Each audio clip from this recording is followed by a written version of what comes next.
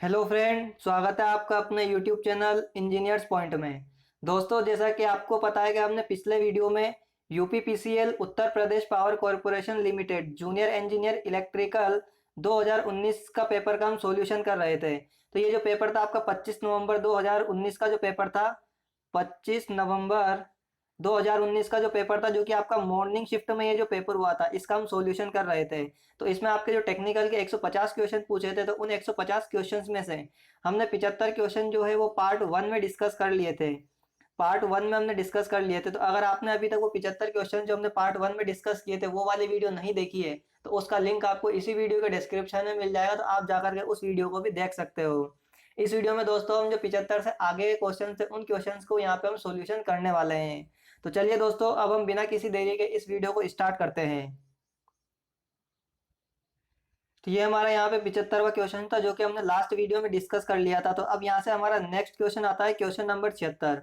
Question number 76 है हमारा, with respect to alternator rotor type select the correct option. तो यहाँ पे हमारे अल्टरनेटर में दो तरह के रोटर होते हैं, एक सैलिएंट पोल रोटर होता है और एक सिलेंड्रिकल रोटर होता है। तो यहाँ से आपको उनके रेस्पेक्ट में कौन सा यहाँ पे स्टेटमेंट है वो सही बताना है।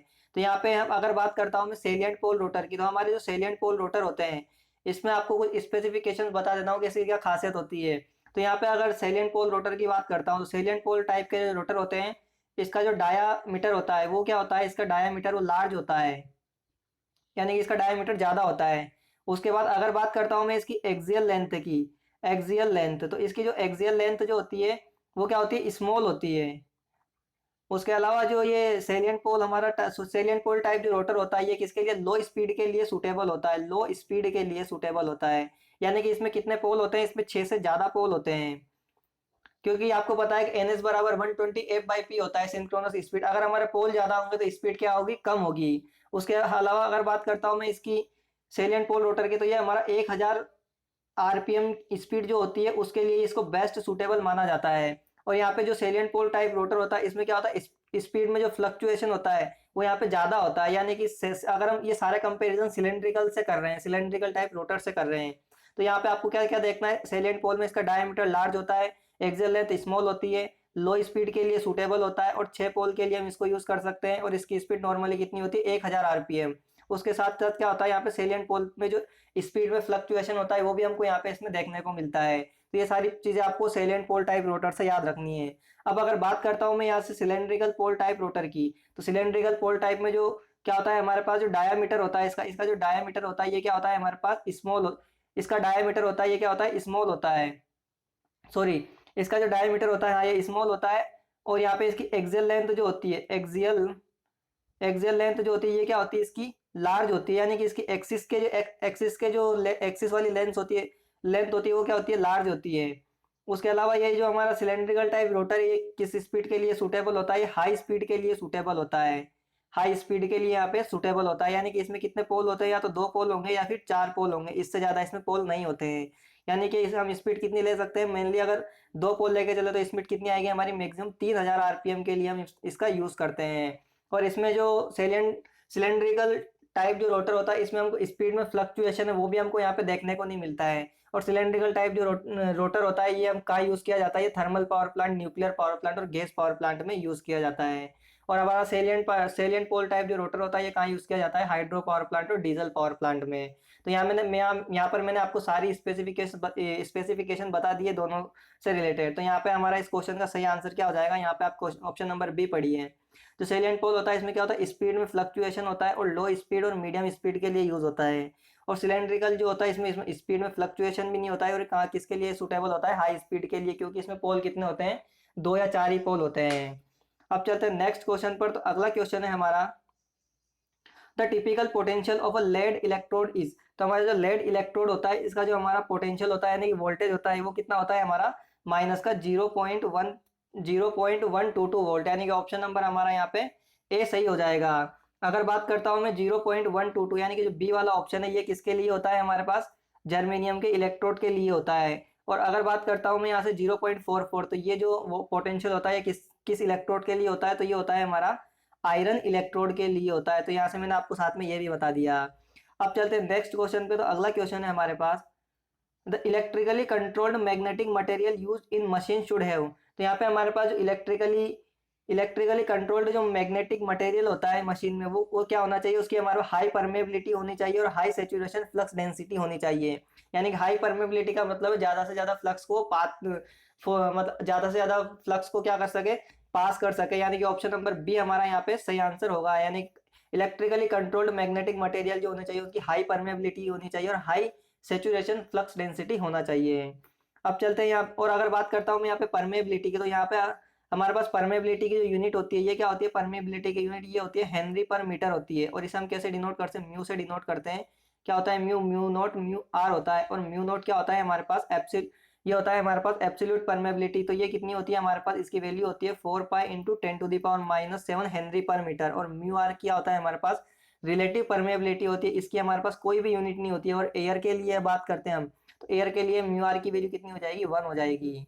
अब चलेंगे अगले क्वेश्चन पर। तो नेक्स्ट क्वेश्चन है हमारे पास, 1 calorie heat is equal to the electrical energy of. तो यहाँ पे आपको 1 कैलोरी हीट जो है वो कितने इलेक्ट्रिकल एनर्जी यानी कितने किलोवाट हावर के बराबर होगी। तो मैं यहाँ पे आपको एक रिलेशन बताता हूँ, उस रिलेशन से आपको हर एग्जाम में एक ना एक क्वेश्चन देखने को मिलता है। तो आपको एक सीधा सा रिलेशन याद रखना है, बाकी आपको यहाँ पे कन्वर्जन भी याद नहीं रखना है। वरना आप चाहो तो इसमें कन्वर्जन भी कर सकते हो। मैं आपको एक सिंपल सा यहाँ पे एक रिलेशन बताता हूँ।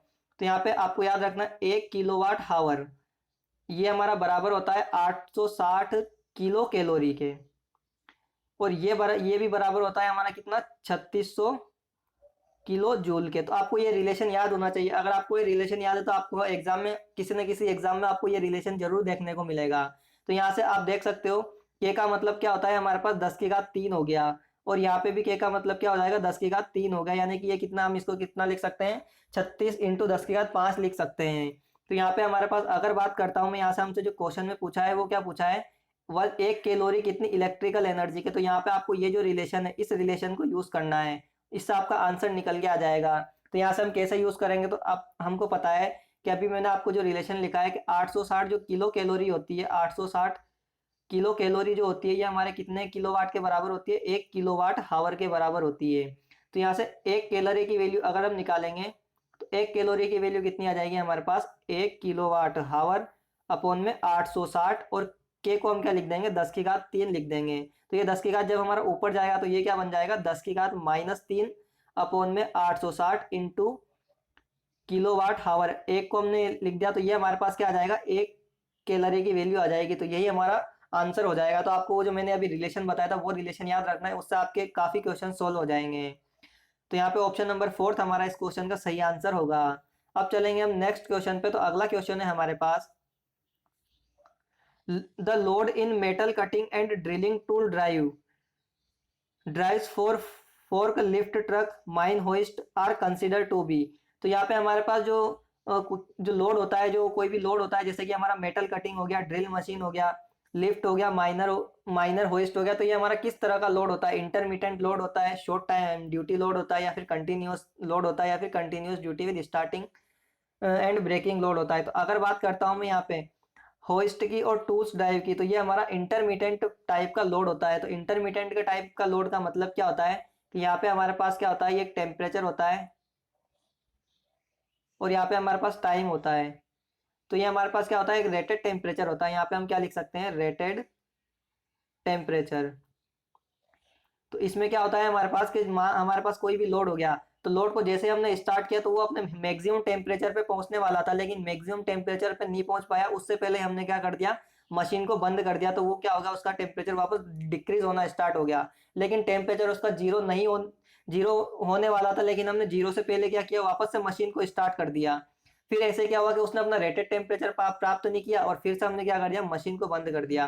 तो इस प्रकार की जो मशीन्स होती है जिसमें कि मशीन अपने मैक्सिमम टेम्परेचर को अचीव नहीं कर पाती है और अपन उसको बंद कर देते हैं, फिर जैसे ही वो अपना टेम्परेचर जीरो भी नहीं करते और फिर स्टार्ट कर देते हैं। तो इस टाइप का जो लोड होता है ये कौन से लोड की कैटेगरी में आता है, इंटरमीडिएट लोड की कैटेगरी में आता है। और इसके एग्जाम्पल क्या क्या हो गए, अभी मैंने आपको इसके एग्जाम्पल बताया। तो एग्जाम्पल क्या हो गया इसके, जैसे कि माइंस हो गया, होइस्ट हो गया, मेटल कटिंग ड्रिलिंग टूल हो गए। तो ये सारे क्या हो गए, इसके एग्जाम्पल हो गए। उसके अलावा हमारे पास एक होता है कंटिन्यूअस ड्यूटी। तो कंटिन्यूअस ड्यूटी में क्या होता है कि हमारे पास ये टेम्परेचर होता है यहाँ पे और यहाँ पे टाइम होता है। तो क्या होता है कि और ये हमारे पास यहाँ पे रेटेड टेम्परेचर होता है। तो जैसे हमने क्या किया, मशीन पे लोड डाला, तो क्या किया, मशीन में अपना रेटेड टेम्परेचर प्राप्त किया और फिर जैसे हमने मशीन से लोड हटाया तो क्या करेगी, वो अपना टेम्परेचर जीरो होगी, उसके बाद ही हम क्या करेंगे, इसमें वापस से लोड इंक्रीज करेंगे। तो इस टाइप का जो लोड होता है ये हमारा कंटिन्यूस ड्यूटी लोड कहलाता है। और इसके जो एग्जाम्पल होते हैं कंटिन्यूस ड्यूटी के, तो इसके एग्जाम्पल हो गया जैसे हमारा फैंस हो गया, या फिर हमारा कंप्रेसर्स हो गया, कंप्रेसर्स। तो ये हमारे क्या हो गए, इसके एग्जाम्पल हो गए। उसके अलावा हमारे पास एक लोड और होता है जिसे हम शॉर्ट टाइम ड्यूटी कहते हैं।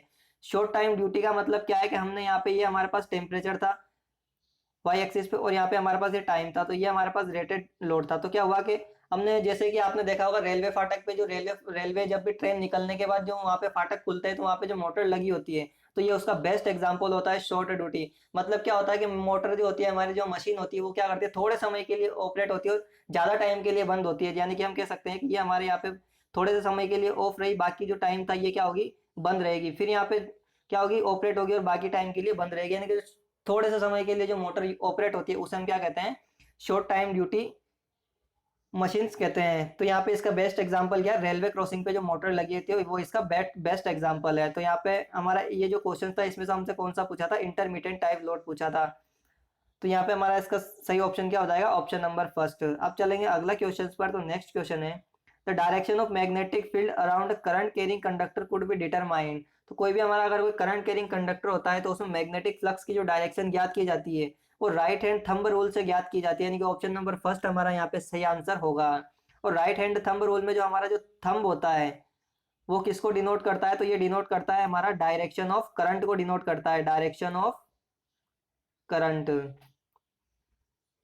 और उस वहाँ यहाँ पे राइट हैंड थंब रूल में हमारी जो फिंगर्स होती है, जो हमारी उंगलियां होती है, फिंगर्स, तो ये किसको डिनोट करती है, तो फिंगर्स डिनोट करती है हमारी डायरेक्शन ऑफ जो हमारा मैग्नेटिक फील्ड की डायरेक्शन होती है उसको डिनोट करती है। तो हम यहाँ से लिख सकते हैं direction of magnetic field, magnetic field. तो ये हमारी यहाँ पे क्या करती है, फिंगर्स मैग्नेटिक फील्ड की डायरेक्शन को डिनोट करती है, थंब हमारा करंट की डायरेक्शन को डिनोट करता है। अगले क्वेश्चन पर चलेंगे। तो नेक्स्ट क्वेश्चन है हमारे पास, तो आपको ये जो सिंबल दिया गया है, ये आप यहाँ पे आपको किसका सिंबल है, आपको सिंबल बताना है। तो ये जो सिंबल है आपका, ये लाइटनिंग अरेस्टर का सिंबल है। तो ऑप्शन नंबर फर्स्ट हमारा इस क्वेश्चन का सही आंसर होगा। यहाँ पे अगर बात करता हूँ मैं आइसोलेटर की, तो आइसोलेटर का सिंबल किस प्रकार का होता है, तो यहाँ पे हमारा जो आइसोलेटर होता है इसका सिंबल कुछ इस प्रकार से होता है हमारा, ये हमारे पास कुछ इस प्रकार से आइसोलेटर का सिंबल होता है। और एग्जॉस्ट फैन की बात करता हूँ मैं यहाँ पे, एग्जॉस्ट फैन की, तो एग्जॉस्ट फैन का कुछ सिंबल जो होता है हमारे पास कुछ इस प्रकार से होता है ये।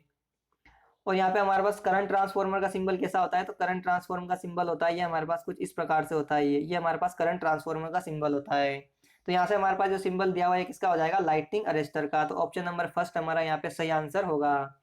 नेक्स्ट क्वेश्चन पर चलेंगे। तो अगला क्वेश्चन है, the capacitance of a capacitor is not influenced by, जो हमारा जो कैपेसिटर में जो कैपेसिटेंस होता है वो किसके द्वारा अफेक्ट नहीं होता है। तो आपको पता है कि जो कैपेसिटर का फॉर्मूला होता है C बराबर epsilon not epsilon R A by D होता है।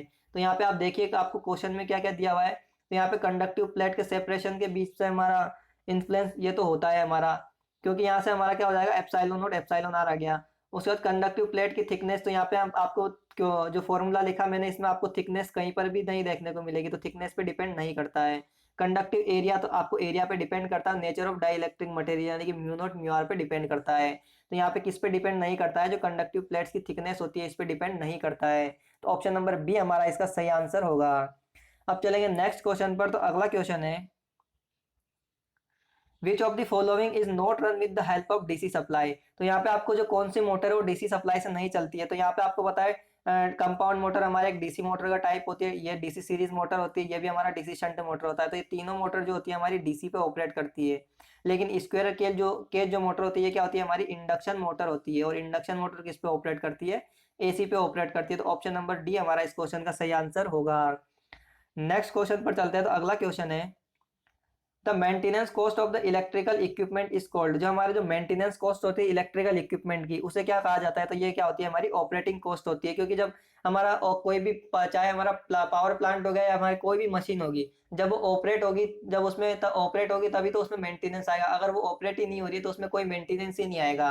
तो हमारी जो मेंटेनेंस कॉस्ट होती है किससे रिलेट होती है, हमारी ऑपरेटिंग कॉस्ट से रिलेट होती है। अब चलेंगे अगले क्वेश्चन पर। तो नेक्स्ट क्वेश्चन है, in the measuring instrument the degree of conformity and closeness to the true value. तो आपको पता है जो एक्यूरेसी होती है, एक्यूरेसी, इसे हम क्या लिख सकते हैं, इसे क्या कहते हैं हम, डिग्री ऑफ क्लोजनेस। क्या कहते हैं हमसे, डिग्री ऑफ क्लोजनेस। ये हमारी क्या होती है, एक्यूरेसी होती है। डिग्री ऑफ क्लोजनेस का मतलब होता है कि हमारी जो भी हमारी ट्रू वैल्यू है और हमारी जो मेजर्ड वैल्यू है उनके बीच में कितना अंतर है। जितना हमारी मेजर्ड वैल्यू ट्रू वैल्यू के पास होगी उतना ही हमारे लिए क्या होगा, उतना ही मेजर हमारा जो मेजरमेंट है वो एक्यूरेट होगा। यानी कि एक्यूरेसी क्या होती है, हमारी डिग्री ऑफ क्लोजनेस होती है। और अगर हमारी एक्यूरेसी सही नहीं आती है तो एक्यूरेसी को हम क्या कर सकते हैं, उस इंस्ट्रूमेंट का कैलिब्रेशन करके एक्यूरेसी को इम्प्रूव कर सकते हैं। तो यहाँ पे क्या हो जाएगा, हमारा डिग्री ऑफ क्लोजनेस का मतलब क्या हो जाएगा, एक्यूरेसी हो जाएगा। अब चलेंगे नेक्स्ट क्वेश्चन पे। तो अगला क्वेश्चन है, the surge tank are usually provided in high और medium head power plant when considerably is required. तो यहाँ पे आपको पता है कि हमारा जो हाई और मीडियम हेड जो हाई और मीडियम हेड सर्ज टैंक जो होता है इसको कहाँ यूज करते हैं, हाइड्रो इलेक्ट्रिक पावर प्लांट में यूज करते हैं। और ये हमारा कब यूज किया जाता है, लॉन्ग पेन स्टॉक का यूज करते हैं, लंबे पेन स्टॉक का यूज कर सकते हैं। तो यहाँ पे क्या हो जाएगा, हमारा बी वाला ऑप्शन इस क्वेश्चन का सही आंसर होगा कि जब भी हमारा सर्ज टैंक की बात करते हैं तो सर्ज टैंक हमेशा हाई और मीडियम हेड में यूज करते हैं। लो हेड के लिए हम सर्ज टैंक का यूज नहीं करते हैं। तो यहाँ पे हमारा सर्ज टैंक का यूज होता है हाई और मीडियम हेड के लिए, जो कि हमारा हाइड्रो इलेक्ट्रिक पावर प्लांट में होता है। और ये हमारा तभी कंसिडर होता है जब लॉन्ग पेन स्टॉक में का यूज जब हम यूज करते हैं। अब चलते हैं नेक्स्ट क्वेश्चन पर। तो अगला क्वेश्चन है, an XOR gate produces can output only when two input are. तो यहाँ पे मैं आपको एक्सोर गेट की टेबल बता देता हूँ कि एक्सोर गेट की टेबल क्या होती है। तो यहाँ पे हमारे पास क्या होते हैं, दो इनपुट होते हैं ए और बी, और हमारे पास ये क्या हो जाएगा, आउटपुट हो जाएगा। तो यहाँ पे इनपुट क्या होते हैं, 0 0 0 1 1 0 1 1, ये हमारे पास इनपुट होते हैं। अगर दोनों इनपुट अगर जीरो दोनों इनपुट सेम होंगे, यानी कि या तो दोनों इनपुट जीरो होंगे या दोनों इनपुट हाई होंगे, यानी कि दोनों इनपुट सेम होंगे, तो आउटपुट में हमको क्या मिलेगा, हाई मिलेगा। यानी कि क्या मिलेगा, 1 मिलेगा। बाकी क्या मिलेगा हमको, दोनों कंडीशन में 0 मिलेगा। और यहाँ पे क्या होता है, और ए एक्सोर बी हो जाएगा हमारे पास। तो ये हम इसका आउटपुट मिलता है। तो यहाँ पे इस सही क्वेश्चन का सही आंसर क्या हो जाएगा, हमारा आउटपुट कब मिलता है, जब हमारे दोनों इनपुट क्या होंगे, सेम होंगे। आप यहाँ पे देख सकते हो, ये जब दोनों सेम थे 0 0, तो आउटपुट हाई मिला। और यहाँ पे चौथी कंडीशन में भी क्या मिला, जब दोनों इनपुट सेम थे तो हमको आउटपुट हाई मिला। तो ऑप्शन नंबर डी हमारा इसका सही आंसर होगा। अब चलते हैं नेक्स्ट क्वेश्चन पे। तो अगला क्वेश्चन है, the generation of power in power plant has been control to meet. तो यहाँ पे हमारे जो पावर प्लांट में जो जनरेशन होता है वो किसकी जो हमारे पास यहाँ पे आवश्यकता होती है उसको कंट्रोल करने के लिए हम यूज करता है। तो यहाँ पे हो जाएगा demand of load and frequency. तो the generation of power in power plant has to control to meet demand of the load and frequency. तो ऑप्शन नंबर सी हमारा इस क्वेश्चन का सही आंसर होगा। अगले क्वेश्चन पर चलते हैं। तो अगला क्वेश्चन है, इन an electrical wiring the fuse should be place. जो हमारी जो इलेक्ट्रिकल वायरिंग होती है उसको हमेशा कहाँ पे लगाना चाहिए। तो ये हमारे पास एक फेज वाला वायर होता है और एक न्यूट्रल होता है। तो फ्यूज को हमेशा और ये हमारे पास क्या होता है, लोड कनेक्ट होता है। तो फ्यूज को हमेशा कहाँ लगाना चाहिए, हमको सीरीज में लगाना चाहिए। तो फ्यूज का ये सिंबल होता है, तो हमको कहाँ लगाना चाहिए, फेज और न्यूट्रल। तो हमेशा कहाँ लगाना चाहिए हमको, फ्यूज को लाइव वायर फेज वायर में कनेक्ट करना चाहिए। तो ऑप्शन नंबर बी हमारा इस क्वेश्चन का सही आंसर होगा। अगले क्वेश्चन पर चलते हैं। तो नेक्स्ट क्वेश्चन है, the overall efficiency of steam power plant is computed as. जो हमारा स्टीम पावर प्लांट होता है इसकी ओवरऑल एफिशिएंसी हम किस प्रकार निकालते हैं। तो यहाँ पे ओवरऑल एफिशिएंसी का फॉर्मूला क्या होता है, तो ये हो जाएगा heat equivalent of electrical output upon में हीट कंबशन ऑफ कोयल। यानी कि हमको हीट जो हमने यहाँ पे हीट के इक्विवेलेंट यहाँ पे इलेक्ट्रिकल आउटपुट कितना मिल रहा है, अपॉन में क्या आ जाएगा, हमने हीट हीट जो हम यहाँ पे हम जो कोयला दिया है उससे जो हीट प्रोड्यूस हुई है वो हमारा इनपुट था, तो उसका रेशियो होता है। तो यानी कि heat equivalent of electrical output upon में heat of combustion of coil. तो ये हमारा क्या होता है, ओवरऑल एफिशिएंसी का फॉर्मूला होता है स्टीम पावर प्लांट का। और स्टीम पावर प्लांट की अगर बात करता हूँ मैं ओवरऑल एफिशिएंसी, तो ये कितनी होती है, 25 से लेकर के 30% तक यहाँ पे इसकी ओवरऑल एफिशिएंसी होती है स्टीम पावर प्लांट की। अब चलेंगे नेक्स्ट क्वेश्चन पर। तो अगला क्वेश्चन है, in terms of energy band insulator है। तो यहाँ पे अगर बात करता हूँ यहाँ पे इंसुलेटर की, तो इंसुलेटर में क्या होता है, हमारे पास एनर्जी बैंड की बात की गई है। तो यहाँ पे हमारे पास क्या हो जाएगा इस क्वेश्चन का सही आंसर, फुल वैलेंस बैंड में क्या होता है हमारे पास इंसुलेटर का जो एनर्जी बैंड होता है फुल वैलेंस बैंड होता है। क्योंकि हमारे जितने भी इंसुलेटर में जितने भी हमारे इलेक्ट्रॉन्स होते हैं ये क्या होता है, हमारे पास दोनों के बीच में बहुत गैप होता है। तो ये क्या हो जाएगा, फुल वैलेंस बैंड हो जाएगा। अगले क्वेश्चन पर चलेंगे। तो नेक्स्ट क्वेश्चन है हमारे पास, when lead acid cell is recharge the H2 ions move to cathode and SO4 ions to the anode. The following changes then. तो यहाँ पे आपको बताना है कि हमारे कैथोड पे किस तरह का आयंस आएगा और एनोड पे किस तरह का आयन आएगा। तो यहाँ पे हमारा एन कैथोड पे क्या आएगा हमारे पास, कैथोड पे ये कैथोड पे आ जाएगा PbSO4H2 Pb और H2SO4, और एनोड पे क्या आ जाएगा PhSO4 2H2O PbO और 2H2SO4। तो यहाँ पे इस क्वेश्चन का हमारा सही आंसर क्या हो जाएगा, ऑप्शन नंबर ए हमारा इसका सही आंसर होगा। ये इक्वेशन आपको लेड एसिड सेल के लिए हर एग्जाम में पूछी जाती है मोस्टली, तो आपको ये इक्वेशन डायरेक्टली याद करनी है कि हमारा कैथोड और एनोड पे कौन कौन से यहाँ पे इलेक्ट्रोड होते हैं, यानी कि पॉजिटिव प्लेट पे क्या मटेरियल होता है, इलेक्ट्रोलाइट कौन सा यूज होता है, और नेगेटिव प्लेट पे क्या होता है। अब चलेंगे हम नेक्स्ट क्वेश्चन पे। तो अगला क्वेश्चन है हमारे पास, let V be the terminal voltage, IA the armature current and ISH the shunt current, the power delivered to the load self excited DC generator। तो यहाँ पे हमारे सेल्फ डीसी एक्साइटेड जनरेटर में पावर बतानी है। तो अगर बात करता हूँ मैं यहाँ पे सेल्फ डीसी जनरेटर की, तो डीसी जनरेटर का यहाँ पे पहले हम डायग्राम बना लेते हैं। तो ये क्या हो गया हमारे पास, डीसी शंट जनरेटर हो गया।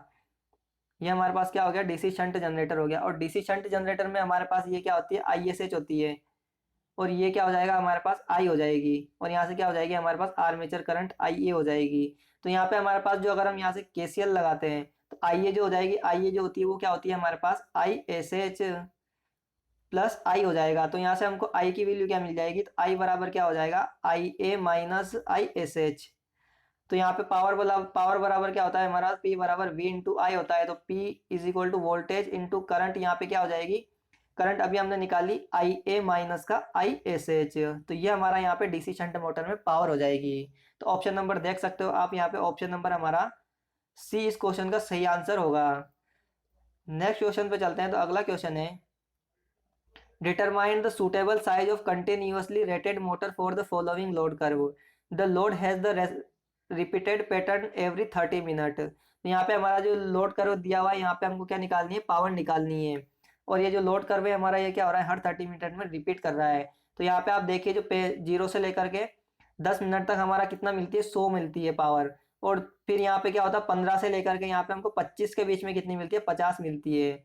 और तो यहाँ पे हमको क्या निकालना है, इसका पूरा कितनी पावर कंज्यूम हुई वो निकालना है। तो P एवरेज निकालना है। तो क्या हो जाएगा हमारे पास यहाँ से, तो यहाँ पे हमारे पास P एवरेज का जो फॉर्मूला होगा, P एवरेज ये क्या हो जाएगा हमारे पास 1/T integration 0 to T PdT। ये हमारे पास क्या हो जाएगा, जब हम इसका इंटीग्रेशन कर देंगे टोटल पावर मिल जाएगी। तो total time 1/T, total time period कितना है 30 मिनट है, तो 30 हो गया।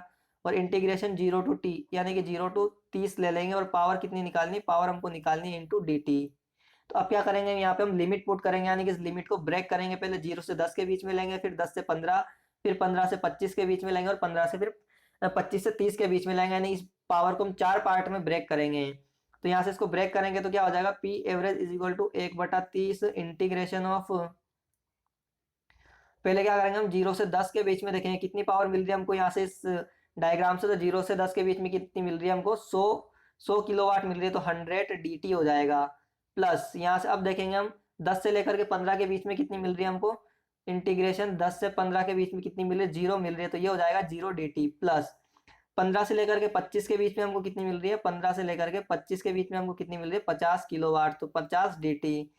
प्लस 25 से लेकर के कितनी मिल रही है हमको, 25 से लेकर के 30 तक कितनी मिल रही है हमको, तो ये मिल रही है 0 किलोवाट। तो 0 dt। तो हमारी ये जो दोनों टर्म है, तो ये दोनों टर्म तो हमारी 0 हो जाएगी, क्योंकि ये तो 0 है। तो 0, ये दोनों टर्म तो हमारी 0 हो जाएगी। अब हमारे पास दो टर्म बचती है, एक 0 से 10 into integration of 0 to 10 100t, और एक इंटीग्रेशन 15 से 25 50 dt। तो इसको हम सॉल्व करेंगे। तो इसको सॉल्व करते हैं हम यहाँ पे। तो ये हो जाएगा 1/30 इंटीग्रेशन 0 से लेकर के 10 100 dt प्लस इंटीग्रेशन ये कितना हो जाएगा हमारा 15 से लेकर के 25, और कितनी पावर मिल रही है 50 dt।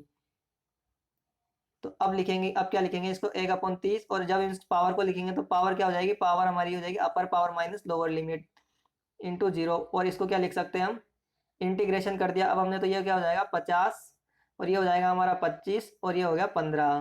तो अब क्या करेंगे, upper limit minus lower limit करेंगे। पहले 100, ये यहाँ पे t आ जाएगा।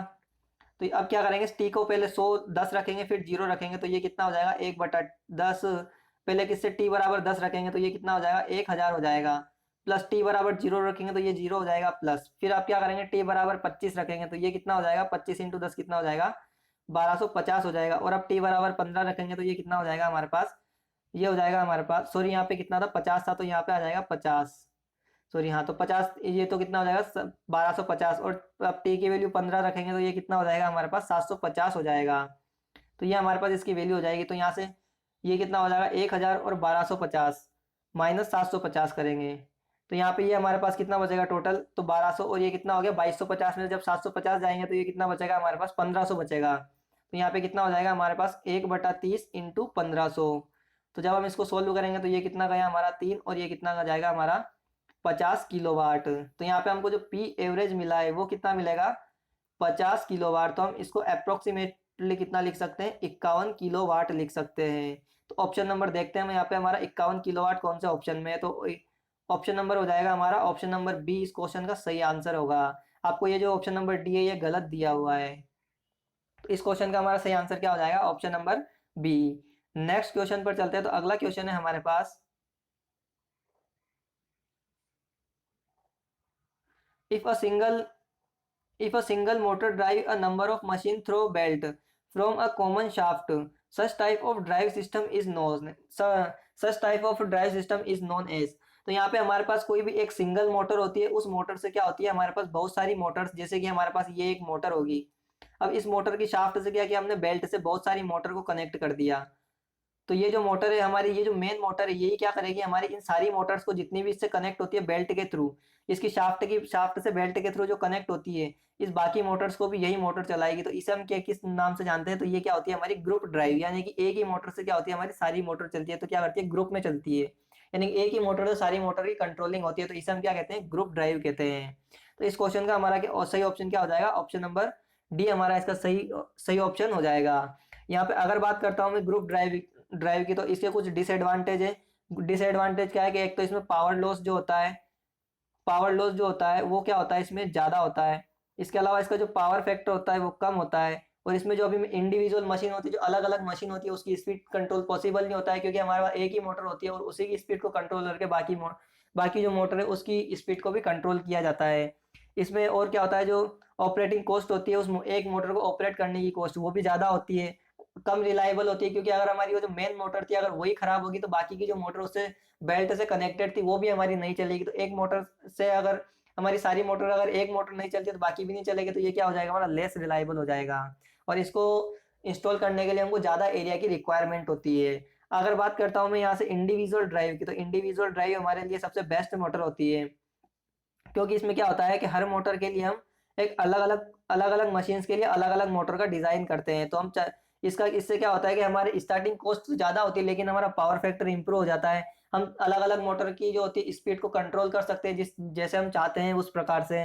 उसके अलावा जो रनिंग कॉस्ट होती है वो कम हो जाती है, क्योंकि अगर हमको मान लो ये मोटर नहीं चलानी है तो इसको हम बंद भी कर सकते हैं, तो बाकी की 3 चलानी है तो उसको चला सकते हैं। तो इससे क्या हो जाएगी हमारी रनिंग कॉस्ट कम हो जाएगी, हमारे सिस्टम की एफिशिएंसी इंक्रीज हो जाएगी और पावर फैक्टर जो होगा वो भी क्या हो जाएगा इंक्रीज हो जाएगा। और एक होती है हमारे पास मल्टी मोटर ड्राइव। तो मल्टी मोटर ड्राइव क्या होती है कि हमारा जो रेलवे का जो लोकोमोटिव होता है, तो जो लोकोमोटिव में क्या होती है कि हमारे पास अलग अलग मोटर्स लगी होती है, जैसे ये मोटर M1 होगी, M2 होगी, तो यानी कि और ये M3 होगी। तो क्या होता है कि एक ही मशीन को हमारे पास क्या करती है अलग अलग मोटर के मिलकर के चलाती है, तो ये से तो उसे क्या कहते हैं मल्टी मोटर ड्राइव कहते हैं। तो अब चलेंगे नेक्स्ट क्वेश्चन पे। तो अगला क्वेश्चन है, which of the following point represent the essential feature of a switch gear. तो यहाँ पे कौन सा जो फीचर्स है वो स्विच गियर के फीचर्स को रिप्रेजेंट करता है। तो कंप्लीट रिलायबिलिटी ये भी आपका सही है, एब्सोल्यूट सर्टेन डिस्क्रिमिनेशन ये भी सही है, क्विक ऑपरेशन होना चाहिए स्विच गियर का, जो हमारी प्रोटेक्शन यूज करते हैं स्विच गियर में वो क्विक ऑपरेशन होना चाहिए ये भी सही है। प्रोविजनल फॉर मैनुअल कंट्रोल, यानी कि हमको प्रोटेक्शन जो होती है या तो हम ऑटोमेटिकली भी होना चाहिए और मैनुअली भी यहाँ पे उसका कंट्रोल होना चाहिए। तो यहाँ पे हमारे चारों ही ऑप्शन इसका सही आंसर हो जाएगा। तो ऑप्शन नंबर सी हमारा इसका सही आंसर होगा।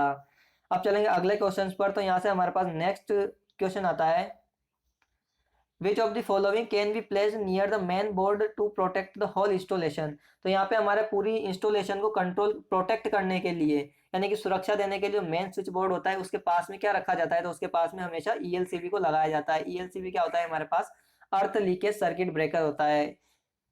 तो यहाँ पे हमारा किसको लगाया जाता है, ELCB को। तो ऑप्शन नंबर ए हमारा इसका सही आंसर होगा। नेक्स्ट क्वेश्चन पर चलते हैं। तो अगला क्वेश्चन है, the initial temperature of a machine is 45 degree centigrade. तो यहाँ पे आपको मशीन का जो इनिशियल टेम्परेचर था वो कितना था, 45 degree. Calculate the temperature of machine after 1.2 hours. आपको 1.2 घंटे के बाद मशीन का टेम्परेचर कैलकुलेट करना है। If it's final study temperature rise is 85 degree centigrade, उसका जो फाइनल टेम्परेचर है यानी कि 1.2 घंटे के बाद, तो वो होगा इसका 85 डिग्री टेम्परेचर, इसका फाइनल टेम्परेचर है। And the heating time constant 2.4 hours and temperature ambient temperature कितना लेना है, 25 डिग्री सेंटीग्रेड। तो मैं यहाँ पे आपको एक इसका फॉर्मूला बता देता हूँ, वो फॉर्मूले का यूज करेंगे तो बाकी हमारा इजी कैलकुलेशन है। तो यहाँ पे आपको जो टेम्परेचर निकालना है 1.2 घंटे के बाद, तो उसका फॉर्मूला होता है हमारे पास Q is equal to QF। QF क्या है, हमारा final temperature minus QF final temperature minus del T. तो डेल टी क्या क्या लेना है हमको यहाँ से, जो हमारे पास मशीन का स्टार्टिंग टाइम था, स्टार्टिंग टेम्परेचर था वो, और हमारा जो एम्बिएंट टेम्परेचर है उसका डिफरेंस होता है यहाँ पे डेल टी इंटू ई की power minus T by two. ये हमारे पास इसका फॉर्मूला होता है। ये फॉर्मूला आप चाहो तो अपने पास लिख भी सकते हो। तो यहाँ पे फॉर्मूले में वैल्यू पुटअप करेंगे तो क्यू एफ कितना दिया हुआ है, 85 दिया हुआ है, माइनस का 85 minus del T. Del T अभी मैंने बताया जो हमारा मशीन का इनिशियल जो स्टार्टिंग टेम्परेचर होता है वो, और जो एम्बिएंट टेम्परेचर होता है उसका डिफरेंस होता है। तो 45 में से 25 गए तो दोनों का डिफरेंस कितना हो जाएगा, तो ये कितना हो जाएगा हमारे पास, 45 में 25 गए तो दोनों का डिफरेंस हो जाएगा हमारे पास 20। और ई इंटू टाइम कितना दिया हुआ है, 1.2 घंटे के बाद निकालना है, तो माइनस का 1.2 अपॉन में टाइम कांस्टेंट दिया हुआ है कितना हमको, यहाँ पे टाइम कांस्टेंट कितना दिया हुआ है, 2.4 आवर। तो यहाँ क्या हो जाएगा, 2.4 आवर।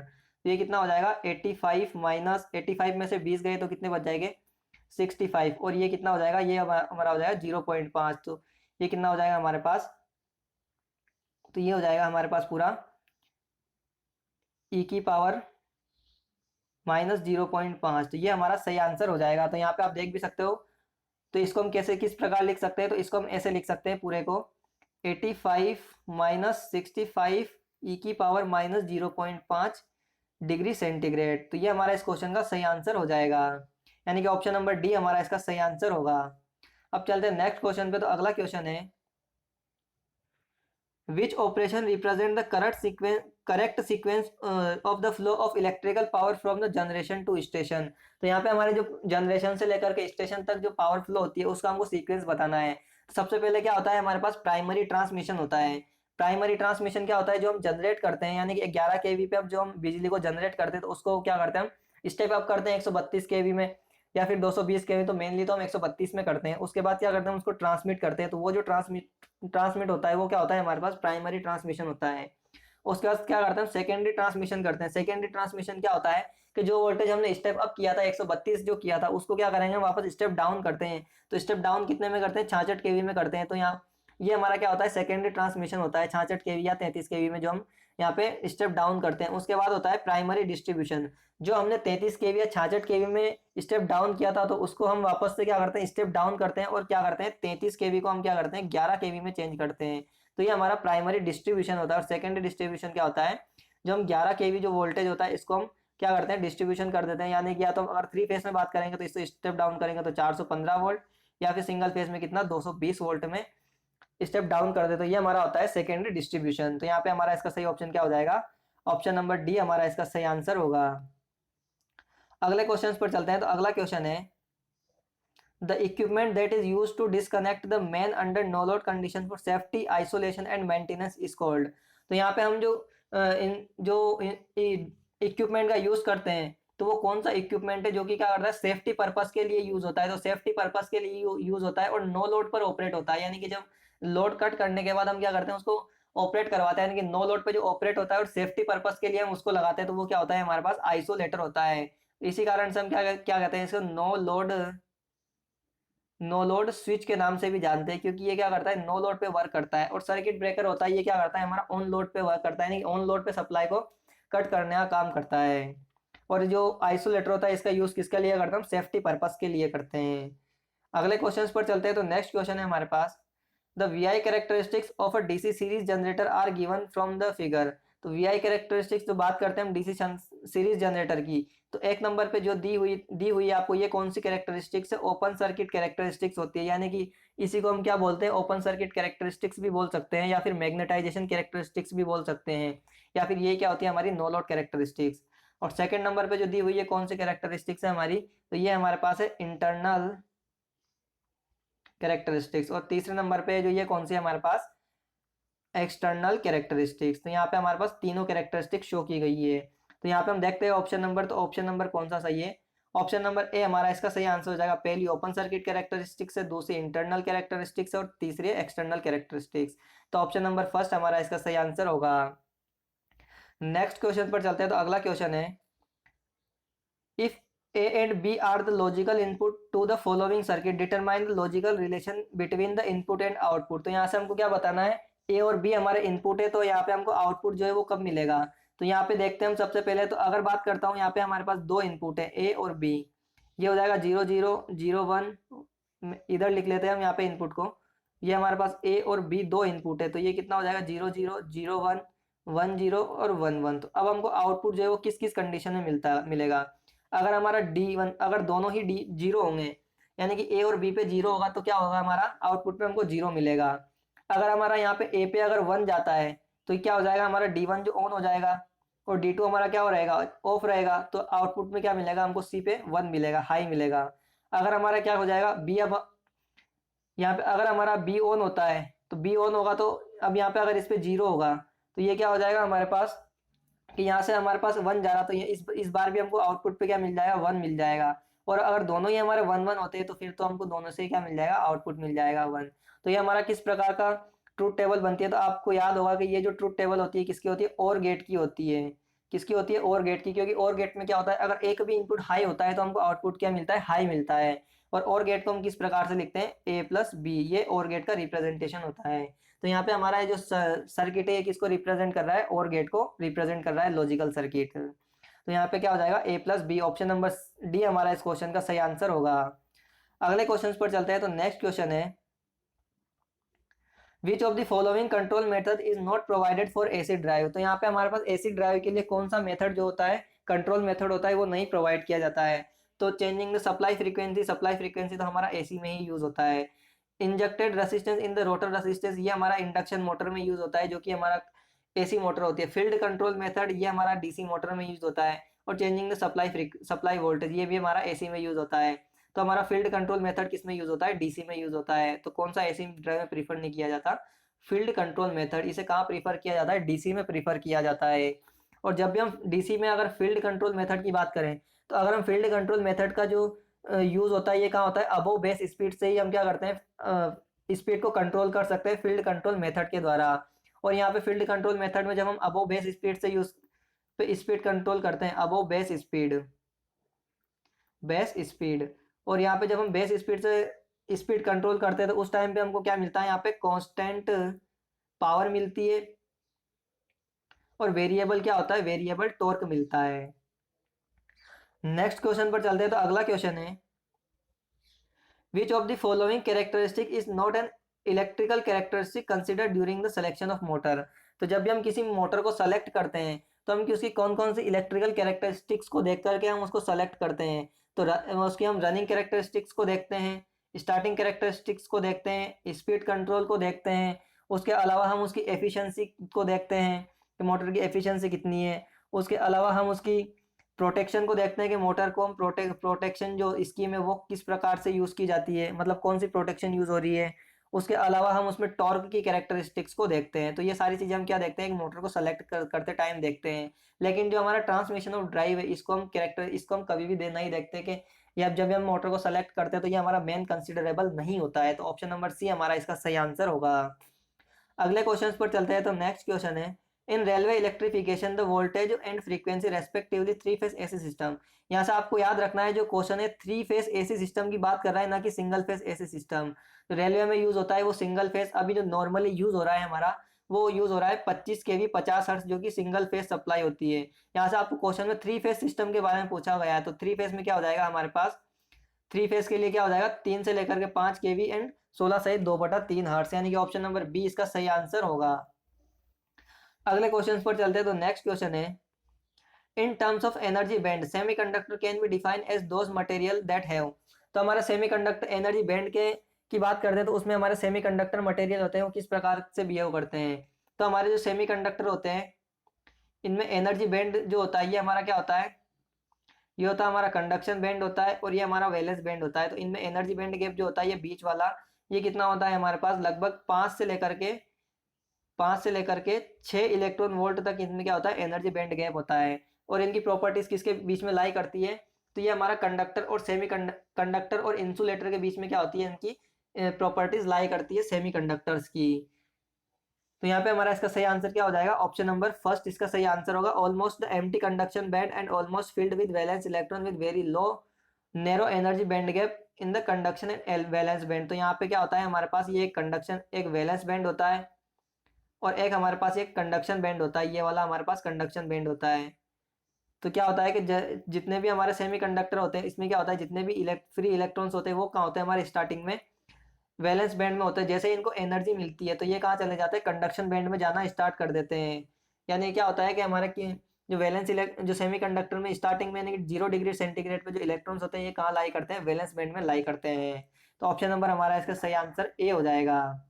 अगले क्वेश्चन पर चलेंगे। तो नेक्स्ट क्वेश्चन है, the objective of automation is to cause the work system to be automatic such that the system become. तो यहाँ पे हमारा ऑटोमेशन जो यूज़ किया है हमने, तो ऑटोमेशन का यूज़ करने से क्या होता है, तो ऑटोमेशन जब भी हमने यूज़ किया है तो हमको जो काम होता है उसमें क्या होता है, हमको सेल्फ एक्टिंग होता है, सेल्फ रेगुलेटिंग होता है ऑटोमेशन के द्वारा, और सेल्फ रिलियंट होता है। इसका मतलब होता है कि जब भी हम ऑटोमेशन जो होता है, ऑटोमेशन का मतलब क्या होता है, सेल्फ एक्टिंग होता है। सेल्फ एक्टिंग का मतलब क्या होता है कि स्वयं से कार्य कर सकता है, ऑटोमेटिकली वर्क कर सकता है, सेल्फ से रेगुलेट हो सकता है, सेल्फ से कंट्रोल हो सकता है, और ये सेल्फ रिलायंट का मतलब होता है खुद पे आत्मनिर्भर होता है, ऑटोमेटिक होता है इस वजह से। ऑप्शन नंबर बी हमारा इसका सही आंसर होगा।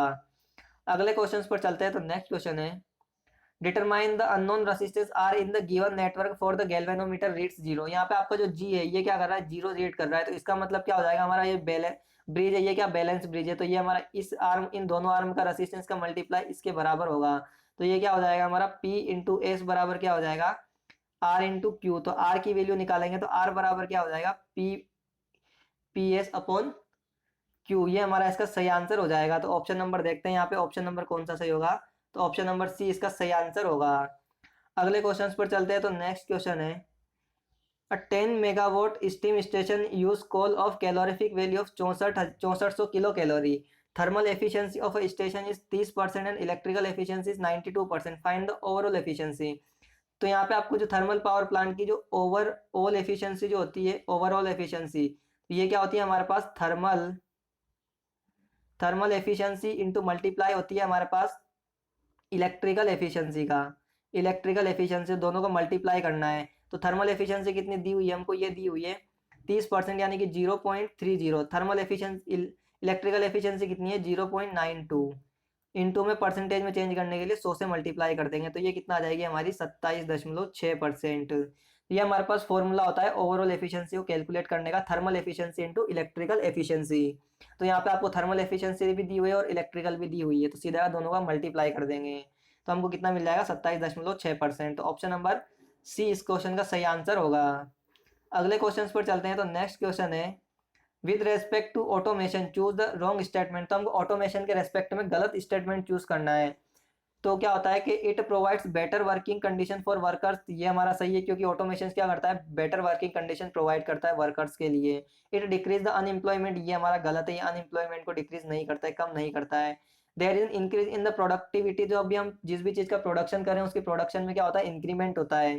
There is reduction in the production cost, जो जब कोई भी चीज़ अगर ज़्यादा प्रोडक्ट प्रोड्यूस करें तो उसकी जो कॉस्ट होगी वो क्या हो जाएगी, इंक्रीज हो जाएगी। तो ये भी हमारा सही हो जाएगा। तो इसका गलत बताना था, रॉन्ग स्टेटमेंट बताना था, रॉन्ग क्या हो जाएगा, इट डिक्रीज अनएम्प्लॉयमेंट। इससे क्या होता है, अनएम्प्लॉयमेंट कम नहीं होता है। तो ऑप्शन नंबर बी इसका सही आंसर होगा। नेक्स्ट क्वेश्चन पर चलते हैं। तो अगला क्वेश्चन है,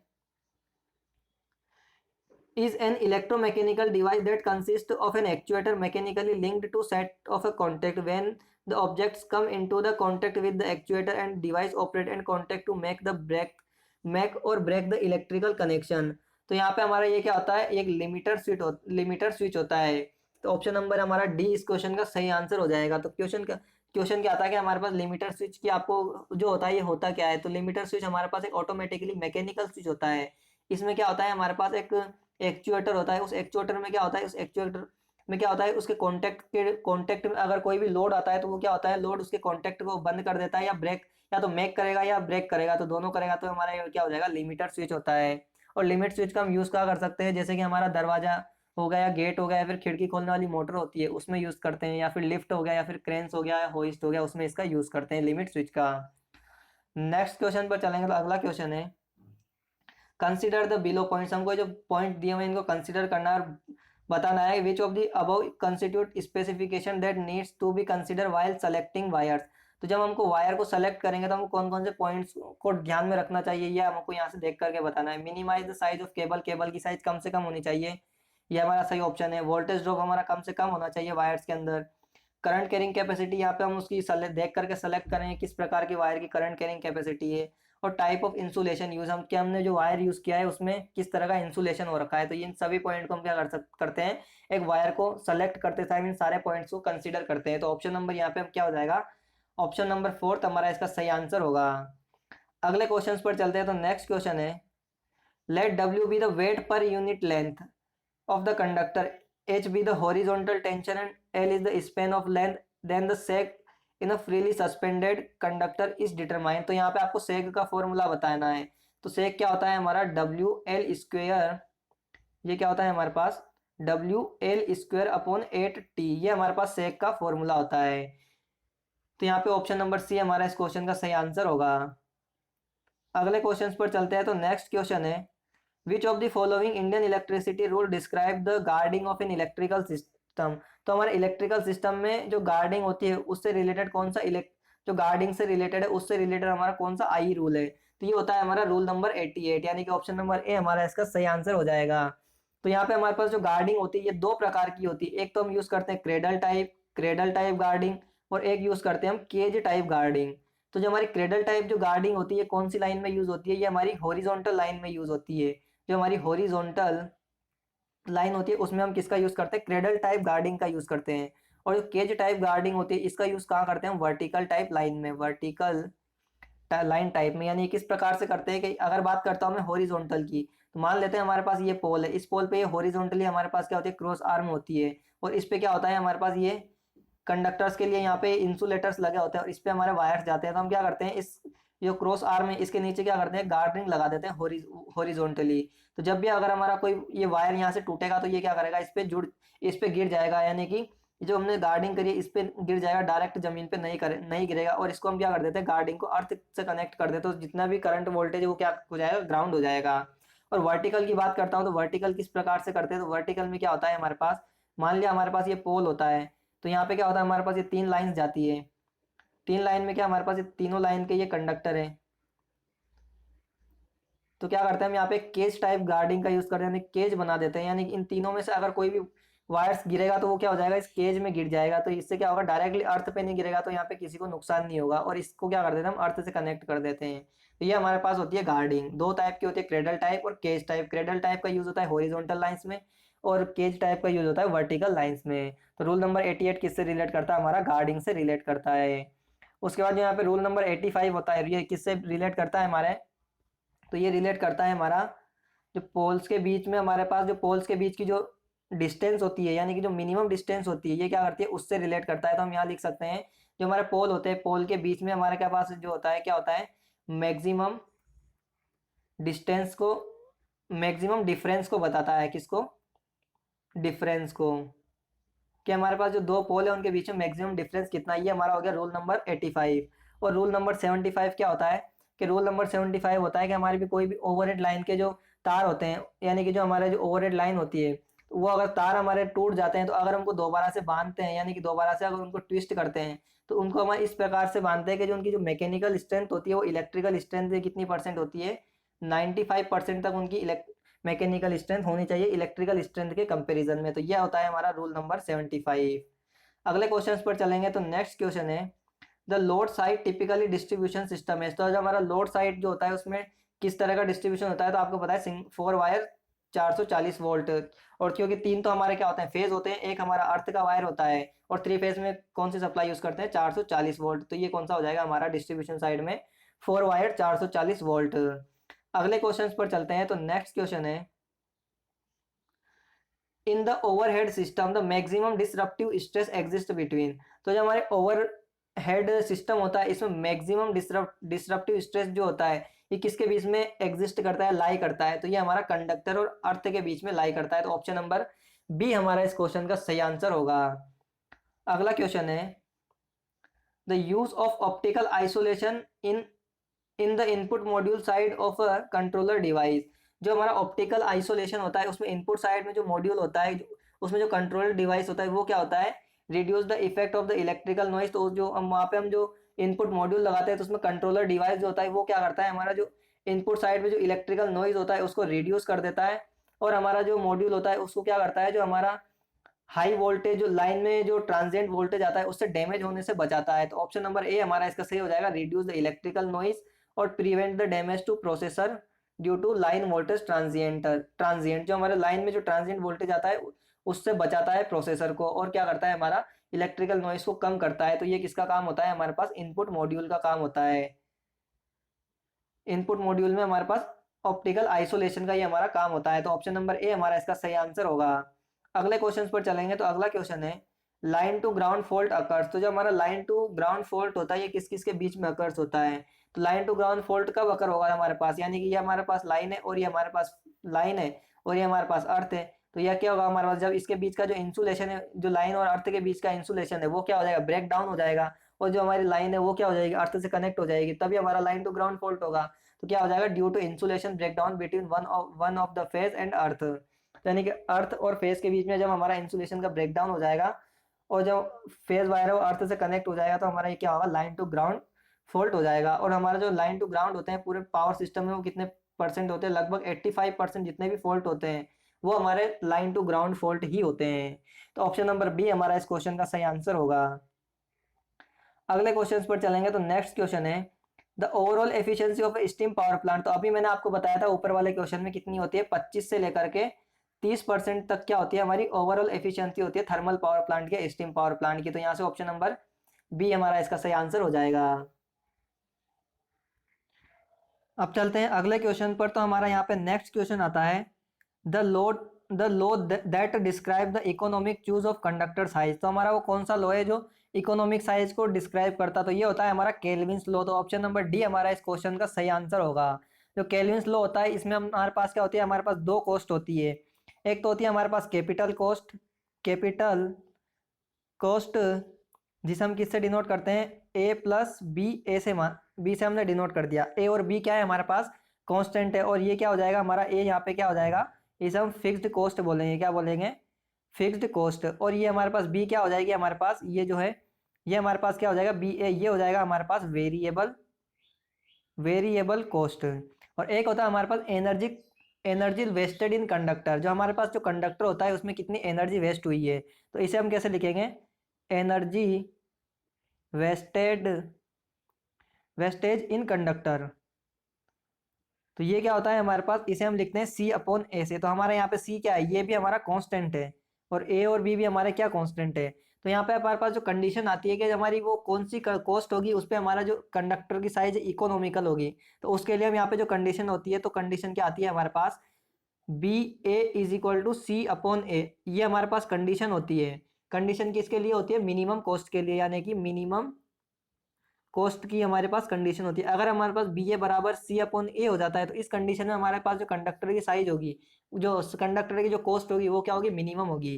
तो इसे हम किस प्रकार से कह सकते हैं कि जो वेरिएबल कॉस्ट जो होती है, वेरिएबल कॉस्ट जो होती है उस जो कैपिटल कॉस्ट का जो वेरिएबल पार्ट होता है, जो मैंने अभी आपको वेरिएबल पार्ट लिया था बी इंटू ए को, तो जो हमारा जो कैपिटल कॉस्ट होती है, टोटल कॉस्ट होती है, उसका वेरिएबल पार्ट अगर बराबर हो जाए किसके, एनर्जी वेस्टेड इन कंडक्टर के, तो हमारे क्या होते हैं कंडक्टर की साइज, कंडक्टर की कॉस्ट जो होती है वो क्या होती है, मिनिमम होती है। तो ऑप्शन नंबर डी हमारा इसका सही आंसर होगा, केल्विन्स लॉ।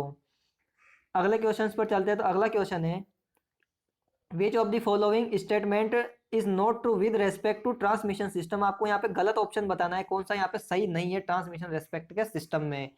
तो the maintenance of the AC system is easy and inexpensive. तो ये एसी सब स्टेशन का मेंटेनेंस इजी होता है और सस्ता होता है, ऑप्शन नंबर सही है हमारा। And AC voltage can be stepped up और stepped down by transformer easy and efficiency. तो ये भी हमारा सही है।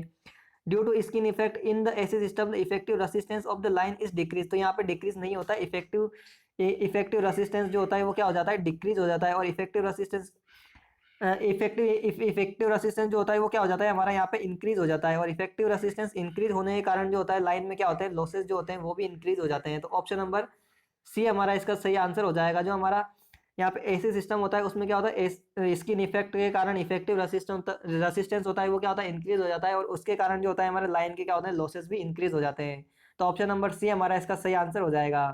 The power can be generated at high voltage, तो ये हमारा सही है। हम एसी सिस्टम में क्या होता है, पावर को हाई वोल्टेज पे जनरेट कर सकते हैं। अगला क्वेश्चन आता है हमारे पास, what does the above symbol indicate in an electrical wiring system. तो ये आपको सिंबल दिया गया है, ये सिंबल किसका है, तो ये हमारा 5 एम्पियर सॉकेट आउटलेट का सिंबल होता है। ऑप्शन नंबर सी हमारा इस क्वेश्चन का सही आंसर होगा। अगले क्वेश्चन पर चलेंगे। तो नेक्स्ट क्वेश्चन है, metallic active material of a lead acid cell are. तो यहाँ पे हमारे लेड एसिड सेल होता है उसमें आपको एक्टिव मटेरियल बताना है। तो यहाँ पे अभी अभी इसी पेपर में अभी हम जब ऊपर क्वेश्चन सोल्व कर रहे हैं, तो आई थिंक मेरे हिसाब से हमने जो क्वेश्चन नंबर 77 या 78 नंबर का क्वेश्चन सोल्व किया था, वहाँ पे हमारे पास ऐसा ही लेड एसिड सेल के बारे में ये नाम दिए हैं आपको, इनको बारे में हमको यहाँ पे एनोड और कैथोड पे 2 आयंस आए थे, पूरी इक्वेशंस आई थी, वही इक्वेशंस यहाँ पे आपको दी गई है। बस यहाँ पे आपको अब उनका नाम दे दिया गया है। तो यहाँ पे हमारे पास लेड एसिड सेल की बात करते हैं। तो यहाँ पे बात करूंगा मैं लेड एसिड सेल में। तो यहाँ पे जो पॉजिटिव प्लेट होती है, पॉजिटिव प्लेट, तो पॉजिटिव प्लेट पे क्या होता है हमारे पास PbO2 होता है, और इसे क्या कहते हैं, हम लेड पेरा ऑक्साइड कहते हैं। उसके अलावा जो हमारे पास जो नेगेटिव प्लेट होती है, नेगेटिव प्लेट पे क्या होता है हमारे पास, ये होता है Pb होता है। तो इसे क्या कहते हैं, हम स्पॉन्जी लेड कहते हैं। तो ये जो सेकंड नंबर पे लिखा हुआ है ना स्पॉन्जी लेड, ये हमारा क्या होता है, Pb होता है। और जो इसमें इलेक्ट्रोलाइट यूज करते हैं हम, इलेक्ट्रोलाइट जो यूज करते हैं, ये क्या होता है हमारा H2SO4। तो ये क्या होता है हमारा H2SO4 क्या होता है, डाइल्यूट सल्फ्यूरिक एसिड होता है। तो यहाँ पे क्या हो जाएगा हमारा Pb, पॉजिटिव प्लेट पे PbO2 जिसे हम लेड पेराऑक्साइड कहते हैं, नेगेटिव प्लेट पे Pb होता है जिसे हम स्पंजी लेड कहते हैं, और इलेक्ट्रोलाइट होता है H2SO4 जिसे हम डाइल्यूट सल्फ्यूरिक एसिड कहते हैं। तो ऑप्शन नंबर ए हमारा इसका सही आंसर हो जाएगा। अगले क्वेश्चन पर चलते हैं। तो नेक्स्ट क्वेश्चन है, the terminal voltage for a long shunt DC generator could be determined by. तो यहाँ पे आपको लॉन्ग शंट जनरेटर में टर्मिनल वोल्टेज बताना है। तो सबसे पहले यहाँ पे इसका लॉन्ग शंट का डायग्राम बना लेते हैं। तो ये हमारे पास लॉन्ग शंट का ये आर्म सीरीज वाइंडिंग का रेसिस्टेंस हो गया, ये आर्मेचर का रेसिस्टेंस हो गया, और ये हमारे पास जनरेटर हो गया। ये हमारे पास टर्मिनल वोल्टेज V हो गया, और ये हमारे पास क्या हो गया, शंट वाइंडिंग का रेसिस्टेंस हो गया RSH, और इसमें करंट जाएगी वो कितनी जाएगी, ISH। और ये हमारे पास जनरेटर है। तो जनरेटर क्या करता है, हमको करंट पावर डिलीवर करता है। तो ये बाहर की तरफ I आएगा, और यहाँ से क्या आ जाएगा हमारे पास IA आ जाएगा। तो यहाँ पे हमारे पास इसमें जब हम KVL लगाएंगे, ये हमारे पास यहाँ पे RA होगा, और ये हमारे पास RSE होगा, सीरीज वाइंडिंग। तो जब हम यहाँ पे हम KVL लगाएंगे, तो KVL लगाएंगे तो हमको क्या मिलेगा, V इज इक्वल टू क्या मिल जाएगा, EG माइनस का IA कोष्टक में RA प्लस RS। क्योंकि आपको पता है कि जितना यहाँ से जनरेट होगा, क्योंकि जितना हमारा यहाँ से जनरेटर जनरेट करेगा उसमें से क्या होगा, यहाँ आपका ड्रॉप होगा, वो ड्रॉप अगर माइनस कर देंगे तो वही हमको क्या मिलेगा, टर्मिनल पे वही वोल्टेज मिलेगा। तो हम मैंने वही लिखा है। तो टर्मिनल पे वोल्टेज मिलेगा, वो क्या हो जाएगा, टोटल वोल्टेज में से जो हमारा यहाँ से ईजी जनरेट हुआ था उसमें से अगर हम इस ड्रॉप को घटा देंगे तो ये हमको क्या मिलेगा, टर्मिनल पे मिलेगा। तो यहाँ पे हमारा ऑप्शन नंबर कौन सा सही हो जाएगा, ऑप्शन नंबर डी इसका सही हो जाएगा। अगर ईजी में से हम RA जो हमारा जो ड्रॉप था उसको घटा देंगे तो हमको क्या मिल जाएगा, टर्मिनल वोल्टेज मिल जाएगा। तो ऑप्शन नंबर डी हमारा इसका सही आंसर हो जाएगा। नेक्स्ट क्वेश्चन पर चलते हैं। तो अगला क्वेश्चन है, the SF6 circuit breaker are preferred for the substation. तो यहाँ पे हमारा जो SF6 सर्किट ब्रेकर होता है वो कौन से सब स्टेशन के लिए प्रीफर किया जाता है, तो हमारे 220 kV के लिए हमको हाई वोल्टेज के लिए, हाई वोल्टेज सब स्टेशन जो होता है 220 kV, उसके लिए हम किसका यूज करते हैं, SF6 सर्किट ब्रेकर का यूज करते हैं। तो ऑप्शन नंबर डी हमारा इसका सही आंसर होगा।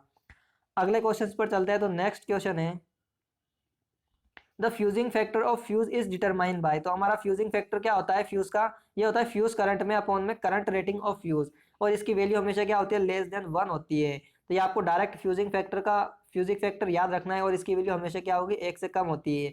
और फ्यूज के अंदर आए जो करंट होती है डायरेक्टली प्रोपोर्शनल होती है D⁻3/2। ये रिलेशन भी आपको डायरेक्ट एग्जाम में पूछा जाता है। ऐसा रिलेशन आपको एग्जाम में ऑप्शंस में दिया हुआ होता है। तो ये भी आपको साथ में याद रखना है।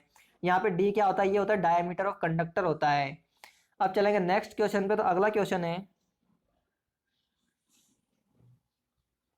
अब 25 kVA transformer has 500 turn on the primary and 50 turn on the secondary winding. तो यहाँ पे हमको जो N1 दिए हुए हैं वो कितने दिए हुए हैं, 500, और जो N2 दिए हुए हैं वो कितने दिए हुए हैं, 50 टर्न दिए हुए हैं।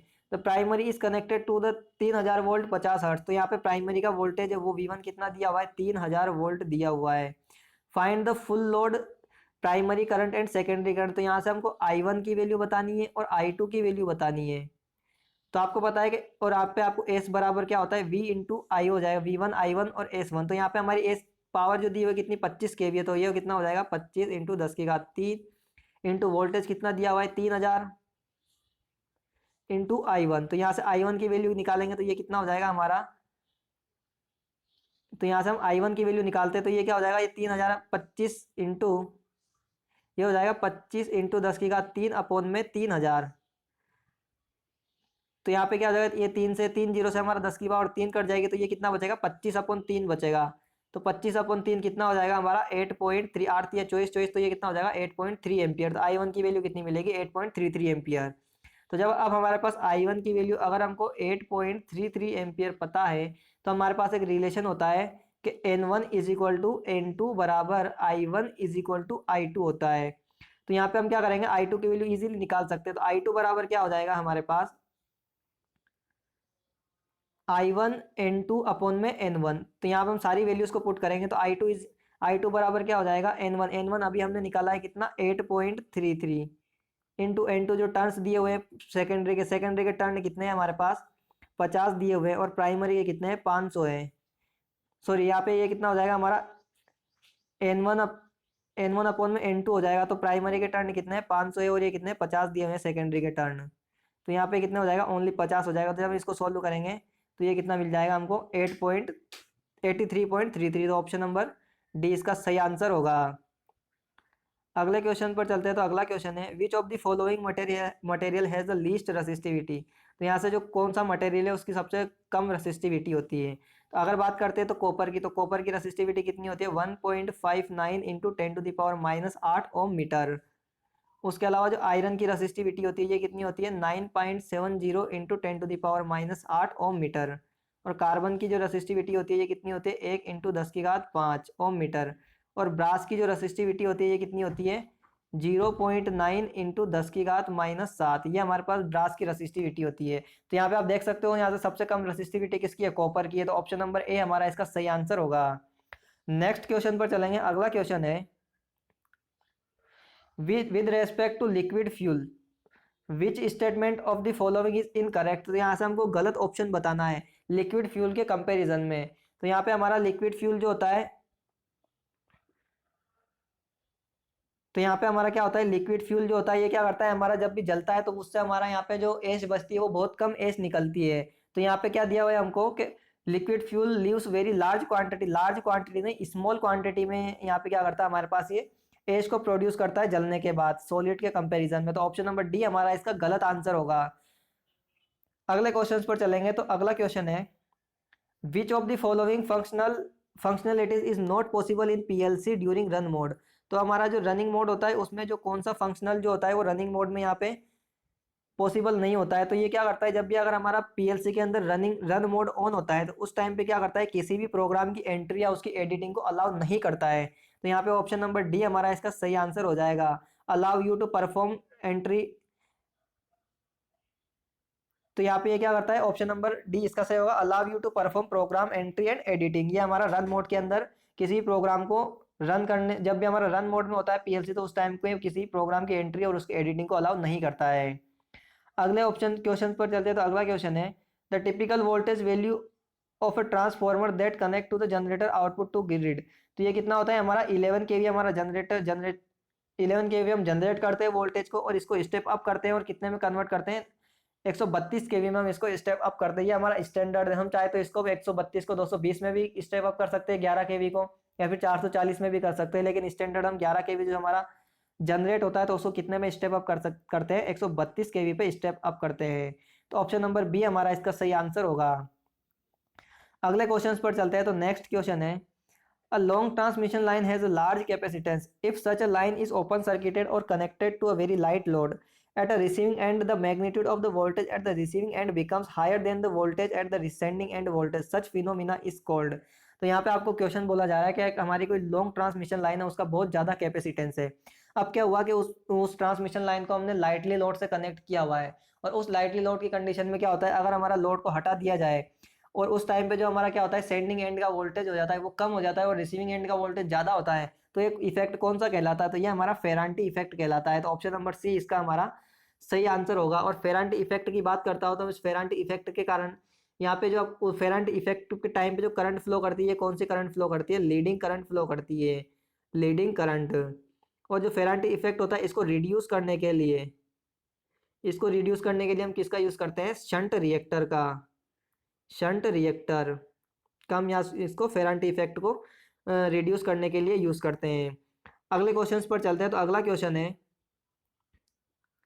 The factor influencing cost and tariff of electric supply. तो यहाँ पे वो कौन सा फैक्टर है जो हमारा टेरिफ की कॉस्ट, जो जो हमारी जो इलेक्ट्रिकल सप्लाई होती है उसकी कॉस्ट को, टेरिफ को यहाँ पे अफेक्ट करता है, यानी उस पर प्रभाव डालता है। तो यहाँ पे आपको पता है कि हमारी जो पावर होती है, यानी कि जो हमारा टेरिफ होता है उसके अंदर दो पावर होती है, एक होता है B into kilowatt plus C into kilowatt hour, और एक होता है हमारे पास ए तो हमारा फिक्स्ड चार्ज होता है। उसके अलावा यहाँ पे क्या होता है, बी ए और बी हमारे क्या होते हैं यहाँ पे फिक्स्ड चार्ज होते हैं किलोवाट में, और सी हमारा क्या होता है, ये ऑपरेटिंग कॉस्ट होती है।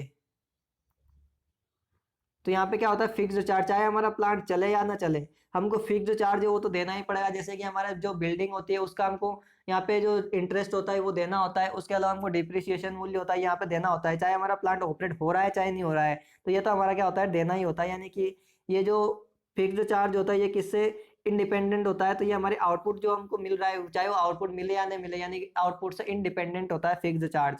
और जो ऑपरेटिंग चार्ज होता है, यानी कि ऑपरेटिंग कॉस्ट जो होती है किस पे डिपेंड करती है, हमारी जो आउटपुट से रिलेट करते हैं। यानी कि जब हमारा प्लांट ऑपरेट होगा, यानी कि जब हमको आउटपुट मिलेगा तभी हमको क्या देनी होगी, ऑपरेटिंग कॉस्ट देनी होगी, यानी कि रनिंग कॉस्ट देनी होगी। तो यहाँ पे हम ऑप्शन नंबर ए पढ़ते हैं, stand charge that are independent of the output.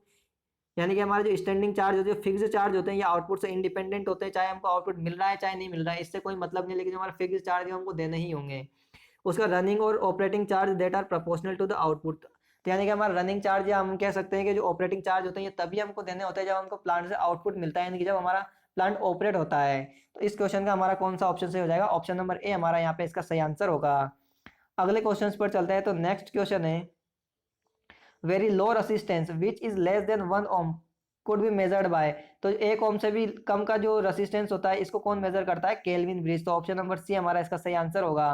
और मेगर जो होता है ये क्या करता है, हमारा हाई इंसुलेशन को मेजर करता है, यानी कि इंसुलेशन का जो रेसिस्टेंस होता है हाई रेसिस्टेंस को मेजर करने के लिए यूज होता है। और इसकी रेंज कितनी होती है, 10⁵ से अगर ज्यादा का रेसिस्टेंस है तो ये उसको मेजर करता है।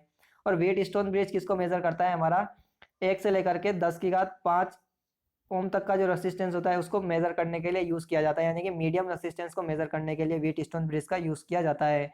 और केल्विन ब्रिज और वेट स्टोन ब्रिज होते हैं किस पे वर्क करते हैं, डीसी पे वर्क करते हैं। अगले क्वेश्चन पर चलते हैं। नेक्स्ट क्वेश्चन है, which of the following switches is use to detect the level of liquid with a surge tank. तो जो हमारे पास जो हमारे पास जो टैंक होता है, जो लिक्विड टैंक होते हैं, उनमें हमको जो लेवल डिटेक्ट करना होता है लिक्विड का, तो वो हम कौन से स्विच की मदद से करते हैं, तो ये हम करते हैं फ्लोट मदद से करते हैं। तो ऑप्शन नंबर ए हमारे पास इसका सही आंसर होगा। आपने घरों में अपने घरों में पानी की टंकी देखी होगी, उसमें एक बॉल सी लगी होती है, वो क्या होता है, हमारा जो पानी में तैरता है, अगर एक लेवल तक अगर टंकी भर जाती है तो वो क्या हो जाता है, हमारा नल को ऑटोमेटिक बंद कर देता है उसमें पानी आना, तो वो क्या होता है हमारे पास, उसे हम क्या बोलते हैं, फ्लोट स्विच बोलते हैं। तो ये हमारा क्या होता है, लेवल को डिटेक्ट करने का काम होता है फ्लोट स्विच का। तो ऑप्शन नंबर ए हमारा इसका सही आंसर होगा। अगले क्वेश्चन पर चलेंगे। तो नेक्स्ट क्वेश्चन है, which of the following method is not use to develop damping torque in the measuring system. तो यहाँ पे जो कौन सा सिस्टम है डैम्पिंग टॉर्क उत्पन्न करवाने के लिए यूज नहीं किया जाता। तो यह एडी करंट भी हमारी डैम्पिंग प्रोवाइड करवाती है, फ्लड फ्रिक्शन भी डैम्पिंग होती है, एयर फ्रिक्शन भी डैम्पिंग होती है। बल्कि जो स्प्रिंग कंट्रोल होता है ये हमारे पास क्या होता है, ये हमको कंट्रोलिंग टॉर्क प्रोवाइड करवाती है। तो ऑप्शन नंबर हमारा यहाँ क्या हो जाएगा, स्प्रिंग कंट्रोल। और कंट्रोलिंग टॉर्क जो हमारा दो प्रकार से प्राप्त होता है, एक तो स्प्रिंग कंट्रोल होता है और दूसरा हमारा क्या होता है, ग्रेविटी कंट्रोल मेथड होता है। तो इन दोनों से हमको क्या मिलता है, कंट्रोलिंग टॉर्क मिलता है। और यहाँ पे अगर बात करता हूँ मैं इक्विलिब्रियम की कंडीशन में, यानी कि साम्य अवस्था कंडीशन में, तो हमारा जो डिफ्लेक्टिंग टॉर्क होता है वो क्या होता है, हमारा कंट्रोलिंग टॉर्क के बराबर होता है, टीडी इस बराबर होता है टीसी के। ये हमारा कौन सी कंडीशन है, बैलेंस कंडीशन, यानी इक्विलिब्रियम की कंडीशन में ये हमको मिलते हैं। अगले क्वेश्चन पर चलेंगे तो अगला क्वेश्चन है the height of the height for light point and junction box from the floor level. तो हमारे जो फ्लोर लेवल होते हैं उनसे हमको लाइट पॉइंट और जंक्शन बॉक्स की हाइट है वो कितनी ऊंचाई पर लगाने चाहिए। तो हमको लाइट पॉइंट हमको 2.5 मीटर पे लगाने चाहिए और जो जंक्शन बॉक्स होते हैं ये हमको 3 मीटर की ऊंचाई पर लगाने चाहिए। तो ऑप्शन नंबर बी हमारा इसका सही आंसर होगा। अगले क्वेश्चन पर चलेंगे तो अगला क्वेश्चन है the Laplace transform of U of T is equal to 1 T is greater than zero, U of T is equal to zero for T is less than zero. तो यहाँ पे आपको यू ऑफ टी का Laplace बताना है। तो you of T क्या होता है, हमारे पास स्टेप फंक्शन होता है। ये क्या होता है, यूनिट स्टेप फंक्शन होता है जिसे हम इसका ग्राफिकल रिप्रेजेंट कुछ इस प्रकार से होता है। ये होता है हमारे पास एफ ऑफ टी और ये हमारे पास यहाँ पे ए होता है और ये हमारे पास क्या होता है, टी होता है टाइम। तो यहाँ पे अगर हम इसकी इक्वेशन लिखते हैं एफ ऑफ टी की, तो यहाँ पे मैं आपको डायग्राम बता देता हूँ। ये यानी कि ये हमारे पास ए हो गया, ये हो गया एफ ऑफ टी और ये हो गया हमारे पास टी। तो यहाँ पे हमको आउटपुट कब मिलेगा, यानी कि ये हमारे पास जीरो होता है, यानी कि जीरो से अगर ज्यादा पे जाएंगे तो हमको क्या मिलता है आउटपुट, या ए को हम क्या मान लेते हैं, एक मैग्नीट्यूड मान लेते हैं। ये क्या था हमारा 1 पे मिल रहा था। तो 1 कब मिलेगा, हमारा 1 कब मिलेगा, जब हमारा टी ग्रेटर देन जीरो होगा। और टी से अगर कम पाएंगे तो T greater than less than zero पे क्या मिलेगा, जीरो मिलेगा। तो ये हमारे पास स्टेप के लिए ये रेस्पॉन्स होता है। तो जब हम इसका लाप्लास ट्रांसफॉर्म निकालते हैं, एफ ऑफ टी निकालते हैं, तो इसका लाप्लास ट्रांसफॉर्म क्या होता है, 1/s होता है। तो ऑप्शन नंबर देख सकते हैं हम यहाँ पे, ऑप्शन नंबर ए हमारा इसका सही आंसर होगा। अगले क्वेश्चन पर चलते हैं। तो नेक्स्ट क्वेश्चन है which of the following transmission system has the maximum efficiency. तो यहाँ पे कौन सा ट्रांसमिशन सिस्टम है उसकी एफिशिएंसी सबसे ज्यादा होती है। तो यहाँ पे होती है हमारे पास डायरेक्ट ड्राइव की यहाँ पे ट्रांसमिशन एफिशिएंसी होती है, वो क्या होती है, सबसे ज्यादा होती है। यानी कि ऑप्शन नंबर डी हमारा इस क्वेश्चन का सही आंसर होगा।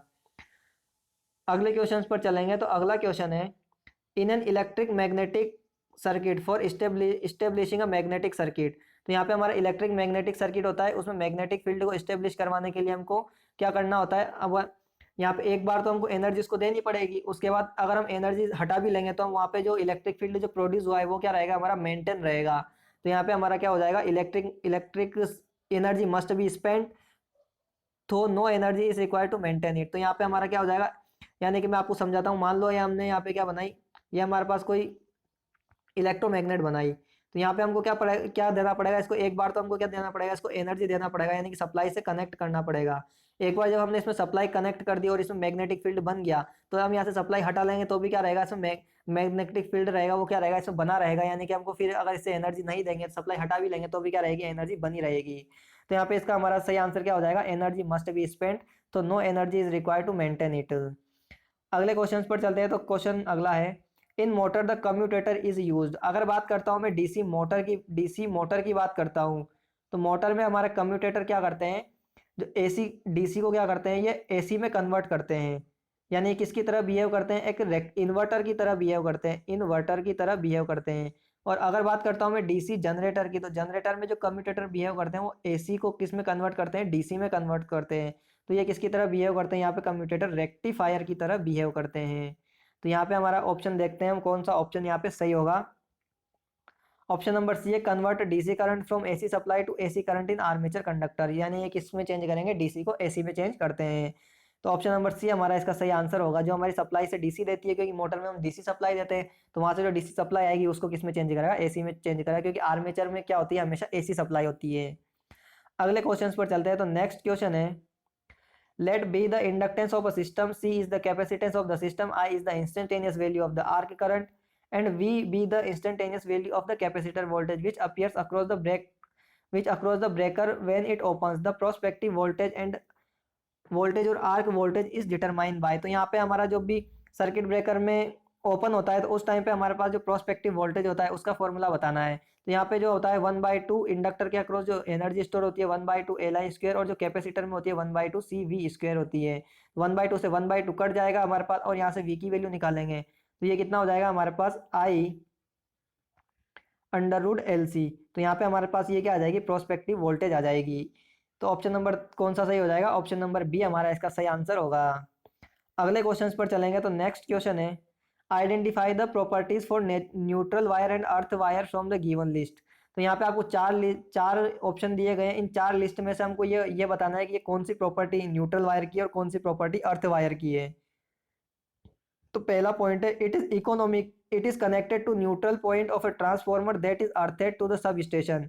तो ये हमारा क्या होता है, न्यूट्रल पॉइंट होता है, यानी कि न्यूट्रल पॉइंट को हम क्या कर सकते हैं, क्या करते हैं, न्यूट्रल पॉइंट को हम ट्रांसफॉर्मर के से कनेक्ट करते हैं, और वो किससे कनेक्ट होता है, अर्थ से कनेक्ट होता है। तो ये किससे रिलेटेड है, हमारा न्यूट्रल पॉइंट से, न्यूट्रल पॉइंट। और it is solid earth at the substation, तो ये हमारा सॉलिड अर्थ किससे रिलेटेड है, अर्थ से रिलेटेड है, किससे, अर्थ से रिलेटेड है। उसके बाद unbalance load current flow in, तो अनबैलेंस लोड करंट किस में फ्लो करती है, हमारी न्यूट्रल वायर में ही तो फ्लो करती है। तो ये क्या हो जाएगा, हमारा न्यूट्रल से रिलेटेड है। और only fault current flow in the, तो फॉल्ट करंट किस में फ्लो करती है, हमारी अर्थ वायर में फ्लो करती है, EAR। तो ये क्या हो जाएगा, हमारे पास अर्थ वायर हो जाएगा। तो हमारा जो पहला और तीसरा ऑप्शन है ये हमारा न्यूट्रल पॉइंट से रिलेट करते हैं, और दूसरा और जो चौथा पॉइंट है ये किससे, अर्थ से रिलेट करते हैं। तो यहाँ पे ऑप्शन नंबर देखेंगे हम, ऑप्शन नंबर सी, यानी कि पहला और तीसरा न्यूट्रल वायर से रिलेट करेंगे, और दूसरा और चौथा अर्थ वायर से रिलेट करेंगे। तो ऑप्शन नंबर सी इसका सही आंसर होगा। अगले क्वेश्चन पर चलते हैं। तो अगला क्वेश्चन है calculate the distribution factor for a single layer 18 slots 2 pole 3 phase stator winding. तो यहाँ से आपको डिस्ट्रीब्यूशन फैक्टर कैलकुलेट करना है, जिसका फॉर्मूला होता है KD is equal to sine, ये क्या, KD is equal to sine M beta by 2 upon में M साइन बीटा बाई 2, ये हमारे पास फॉर्मूला होता है। तो सबसे पहले हम क्या करेंगे, यहाँ से M की वैल्यू कैलकुलेट करेंगे, बीटा की वैल्यू कैलकुलेट करेंगे, और इस फॉर्मूले में वैल्यू को पुटअप कर देंगे। तो M जो होता है, M जो क्या होता है हमारा, ये होता है SPP। SPP क्या होता है हमारे पास, स्लॉट्स पर पोल, स्लॉट्स पर पोल पर फेज। तो हमको स्लॉट्स कितने दिए हुए हैं, स्लॉट्स 18 स्लॉट्स दिए हुए हैं, अपॉन में पोल कितने हैं हमारे पास, तो 2 पोल हैं, और फेज कितने हैं, 3 फेज है, तो 3। तो ये कितना हो जाएगा हमारे पास, 2 से काटा 9 और 3 से काटा तो 3, यानी कि M की वैल्यू कितनी आ गई हमारे पास, 3 आ गई। इसी प्रकार से अब क्या करेंगे, बीटा निकाल लेंगे। M हमारे पास 3 है, अब निकाल लेंगे हम बीटा, यानी कि बीटा निकालेंगे। बीटा क्या होता है, स्लॉट एंगल होता है, और बीटा का फॉर्मूला क्या होता है, 180 इंटू में पोल अपॉन में स्लॉट्स। तो ये हमारे पास इसका फॉर्मूला होता है। तो वैल्यू पुटअप करेंगे, 180 इंटू पोल कितने हमारे पास 2, स्लॉट कितने हैं हमारे पास 18, तो 18 ये 10 बार कट गया, तो ये कितना आ गया हमारे पास, बीटा आ गया 20। तो अब इसकी वैल्यू पुटअप करेंगे, तो पुटअप करेंगे तो KD बराबर क्या होता है, साइन M हमारे पास कितना आया था 3, इंटू में बीटा कितना आया 20 आया, इंटू में 2 अपॉन में M हमारे पास 3 है, साइन बीटा हमारे पास है 20/2। तो ये कितना हो जाएगा हमारे पास 10, तो 10 दिया कितना हो जाएगा, ये हमारे पास हो जाएगा 30। तो यहाँ पे तो ऊपर तो हमको कितना मिल गया, साइन 30 अपॉन में 3, और ये कितना मिल गया, 10 बार कटेगा तो साइन 10। तो ये कितना आ गया हमको, साइन 30 अपॉन में 3 साइन 10। तो ऑप्शन नंबर डी हमारा इसका सही आंसर हो जाएगा, डिस्ट्रीब्यूशन फैक्टर। अगले क्वेश्चन पर चलते हैं। तो अगला क्वेश्चन है the armature core in an electrical machine is made with the help of. तो यहाँ पे हमारे पास जो इलेक्ट्रिकल मशीन होती है उसमें आर्मेचर कोर होती है, उसको किसकी हेल्प से बनाया जाता है, तो ये हमारी बनाई होती है लेमिनेटेड कंडक्टिव मटेरियल्स की बनाई होती है। तो ऑप्शन नंबर ए हमारा इसका सही आंसर हो जाएगा, laminated electrically conductive material. Option number A इसका सही आंसर होगा। अगले क्वेश्चन पर चलते हैं। तो नेक्स्ट क्वेश्चन है identify the symbol for single lamp in electrical wiring from the option. तो यहाँ पे सिंगल सिंगल लैंप का हमको यहाँ पे लैंप, सिंपली हमको लैंप का सिंबल बताना है। तो ये लैंप का सिंबल जो होता है ये हमारा ये होता है। तो ऑप्शन नंबर ए हमारा यहाँ पे इस क्वेश्चन का सही आंसर होगा। उसके अलावा ये जो सिंबल है ये हमारा किसका, फ्यूज का सिंबल है। और ये जो सिंबल है हमारा ये किसका है, हमारा इलेक्ट्रिक बेल कह सकते हैं हम इसको, क्या बोलेंगे, इलेक्ट्रिक बेल। तो ये हमारा किसका सिंबल है, इलेक्ट्रिक बेल का सिंबल है। अगले क्वेश्चन पर चलते हैं। तो अगला क्वेश्चन है the inverse Laplace transform of 1/s+a। तो यहाँ पे आपको पता है e⁻t का जो लाप्लास ट्रांसफॉर्म का जो फॉर्मूला होता है ये क्या होता है, 1s+1 होता है, और e⁻t का क्या होता है, 1/s-1 होता है। सिंपली आपको यहाँ पे फॉर्मूला पूछा है, तो ये क्या हो जाएगा, 1/s+a का क्या हो जाएगा, e⁻t। तो ऑप्शन नंबर ए हमारा इसका सही आंसर होगा। नेक्स्ट क्वेश्चन पर चलते हैं। तो अगला क्वेश्चन है the electric switch to control any electrical equipment will act as. तो ये कि हमारा जो किसी भी इलेक्ट्रिक स्विच होता है, किसी भी इलेक्ट्रिकल इक्विपमेंट को ऑन ऑफ करने के लिए, तो वो हमारा किस तरह से बिहेव करता है, तो ये हमारा ऑन ऑफ कंट्रोलर की तरह स्विच बिहेव करता है। तो ऑप्शन नंबर डी इसका सही आंसर हो जाएगा। नेक्स्ट क्वेश्चन है the cut off current in fuse depends upon. जो हमारी फ्यूज में जो कट ऑफ करंट होती है किस पे डिपेंड करती है। तो सबसे पहले मैं आपको एक डायग्राम बता देता हूँ। ये हमारा क्या होता है, यहाँ पे फ्यूज का डायग्राम होता है। डायग्राम से मैं आपको समझा देता हूँ किस प्रकार होगा। तो यहाँ पे हमारी ये करंट होती है और ये हमारे पास टाइम होता है। तो यहाँ पे ये हमारे पास क्या होती है, यह यहाँ पे कुछ इस प्रकार से कैरेक्टरिस्टिक्स होती है। तो यहाँ पे मान लिया हमने इस जो टाइम था हमारा, यहाँ पे क्या हुआ, हमारा फॉल्ट अकर हुआ। ये क्या हो गया, हमारा फॉल्ट अकर हुआ। तो यहाँ से लेकर के यहाँ तक का जो टाइम है, यानी कि फॉल्ट अकर हो गया, लेकिन हमारा अभी तक जो हमारा फ्यूज है वो फ्यूज अभी तक हमारा जो है मेल्ट नहीं हुआ है। तो ये हमारा क्या हो जाएगी, ये हमारी कट ऑफ करंट होती है। ये क्या होती है हमारे पास, कट ऑफ करंट होती है। यानी अगर अब करंट में, अगर हमारे फ्यूज में अब कट ऑफ करंट से थोड़ी सी भी करंट ज्यादा हुई तो हमारा फ्यूज जो हो जाएगा वो क्या हो जाएगा, ब्रेक हो जाएगा। यानी कि जो कट ऑफ करंट का जो पीक होता है, यानी कि ये जो टाइम होता है, इस टाइम को क्या बोला जाता है, प्री आर्किंग टाइम बोला जाता है, और बाद वाले टाइम को क्या बोला जाता है, आर्किंग टाइम बोला जाता है। और टोटल टाइम पीरियड हमारा ये दोनों को मिला करके होता है।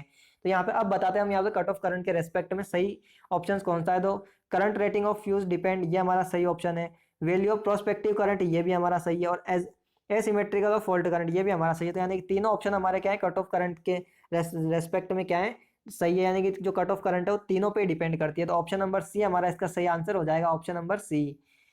उसके अलावा यहाँ पे आपको फ्यूज के अंदर एक फ्यूजिंग फैक्टर भी होता है, और फ्यूजिंग फैक्टर की वैल्यू भी आपने क्वेश्चन किया था तो ऊपर आपका एक फ्यूजिंग फैक्टर आया था, उसकी वैल्यू क्या होती है, हमेशा 1 से कम होती है। और यहाँ से I is directly proportional D की पावर 3/2 भी होता है।